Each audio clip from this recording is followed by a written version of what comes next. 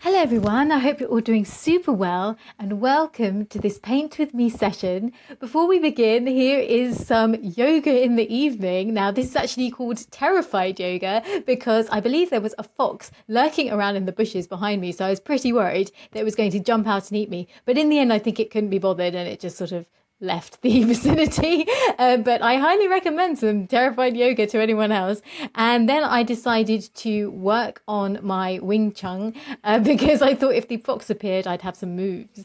And this is some ivy that I wanted to show on a tree, and here is a random flower. Here are all the friends I've been talking to during lockdown, which is me, myself and I because there's no one to talk to during lockdown.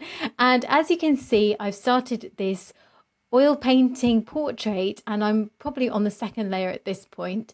And if you are interested in any of the stories of my paintings, then please follow me on Instagram and I will follow you back if you're an artist or a creative person, and it will be great to connect on there. And in this video, I thought I would chat about the topic of controversial art and offending people and offensive art. Now, as you can see with my artwork, it's not particularly offensive. I would say my art is probably leaning towards some of the least offensive type of artwork. Like, it's a lot of fairy tale based work, lots of portraits, and there are some stories though behind the artwork. Now, one of the reasons I think why I've had art block for a while is because I was starting to get very worried about including certain things in the stories behind my paintings. For example, things like humor, which I do enjoy using very much in, I'd say, the majority of my artwork.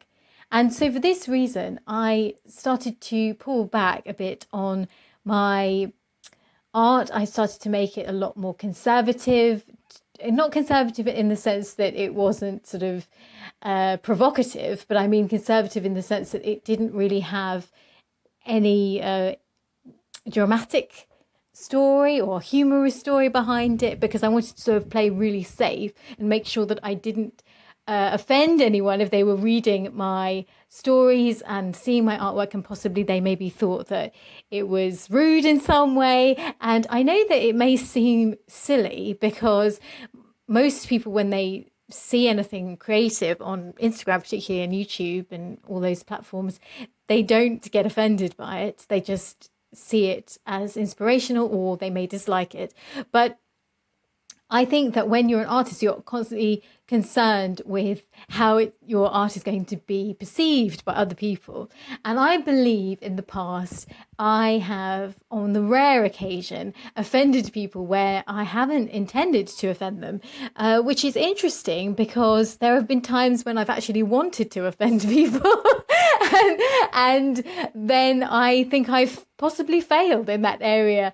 There are very few people that I want to offend though. Most of the time I seek to inspire people, make people feel positive, and mostly I think it is to inspire others and encourage them perhaps to either create art or possess some of my art and things like that. And there's also this element of, if you're selling your artwork, you also have to worry about the saleability. And if you start to create artwork that is more, perhaps has more of an analytical story behind it, as opposed to just this is a fairy in a forest or something, then sometimes there's a concern that perhaps it's not as saleable. So I do hope you enjoyed this painting. By the way, the name of it is called The Lady Rolls Her Eyes. And I do hope you enjoyed this video, and I will see you next week. Take care, guys.